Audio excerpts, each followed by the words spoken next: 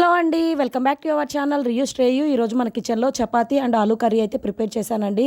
చాలా super taste and combination ఈ రెండు అయితే మాత్రం. ఇది ఇష్టపడని వాళ్ళంటూ ఎవరూ ఉండరు, కానీ చపాతీ చాలా సాఫ్ట్గా మెత్తగా చాలా బాగా వస్తాయి. ఇది ఎలా చేసుకోవాలో ఏంటనేది ప్రాసెస్లోకి అయితే వెళ్దాం. ముందుగా నేను ఒక 3 కప్స్ వరకు గోధుమ పిండిని తీసేసుకున్నాను. ఆ తర్వాత ఇందులోకి 1 టీ స్పూన్ వరకు ఉప్పు తీసేసుకున్నాను. ఎప్పుడైనా సరే గోధుమ పిండిలోకి కరెక్ట్గా సాల్ట్ పడితేనే మనకి చపాతీ చాలా టేస్టీగా ఉంటుంది. అండ్ పిల్లలకైనా సరే ఉట్టిదిచ్చినా కానీ తినేస్తారు. సో అలాగా తర్వాత కొన్ని వాటర్ వేసేసుకొని బాగా మెత్తగా ముద్దగా కలిపేసుకోవాలి.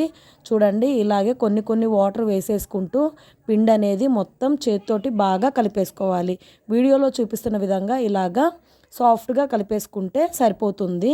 ఇలాగే ఒక ముద్దగా చేసేసుకొని ఒక 2 అవర్స్ పాటు ఇలా నానపెట్టేసుకోవాలి పిండి అనేది.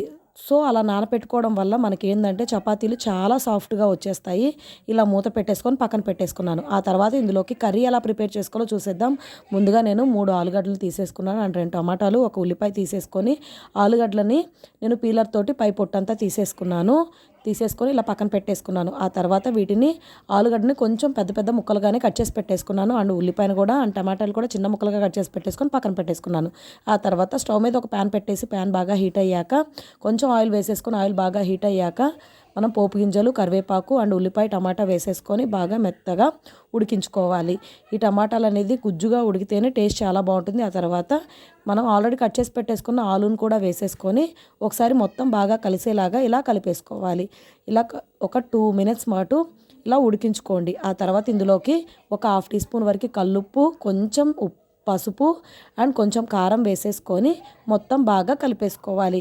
ఇలాగే ఉప్పు, కారం, పసుపుతోటి ఇంకొక 2 మినిట్స్ ఉడికించుకోండి. ఆ తర్వాత ఇందులోకి మనకి కొంచెం అల్లం పేస్ట్ అప్పటికప్పుడు దంచేసి పెట్టేసుకుంటే చాలా టేస్టీగా ఉంటుంది. ఇలాగా అల్లం పేస్ట్ కూడా వేసేసుకొని మొత్తం ఒకసారి బాగా కలిపేసుకోవాలి.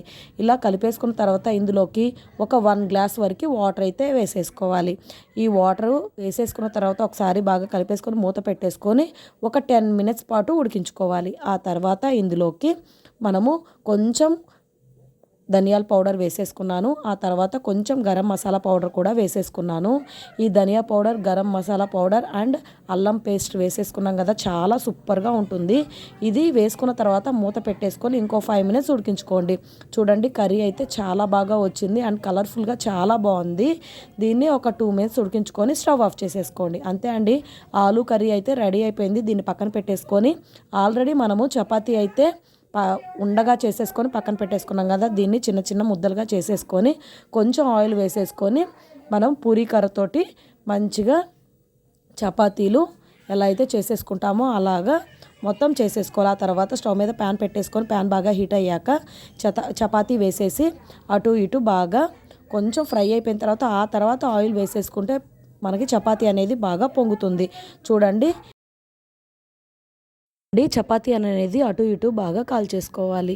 చాలా టేస్టీగా ఉంటుందండి. చాలా స్మూత్గా సాఫ్ట్గా అయితే చపాతీలు అయితే రెడీ అయిపోతాయి. మిగతా పిండిని కూడా ఇలాగే చపాతీలు చేసేసుకొని పక్కన పెట్టేసుకోవాలి. అంతే అండి, చపాతీ అండ్ అందులోకి ఆలూ కర్రీ అయితే రెడీ అయిపోయింది. చాలా టేస్టీగా ఉంది. Super combination. మీకు ఈ వీడియో నచ్చితే కంపల్సరీ ట్రై చేయండి. ఇంకా మన ఛానల్ని లైక్ చేయని వాళ్ళున్నా, సబ్స్క్రైబ్ చేయని వాళ్ళున్నా please like and subscribe. Thank you.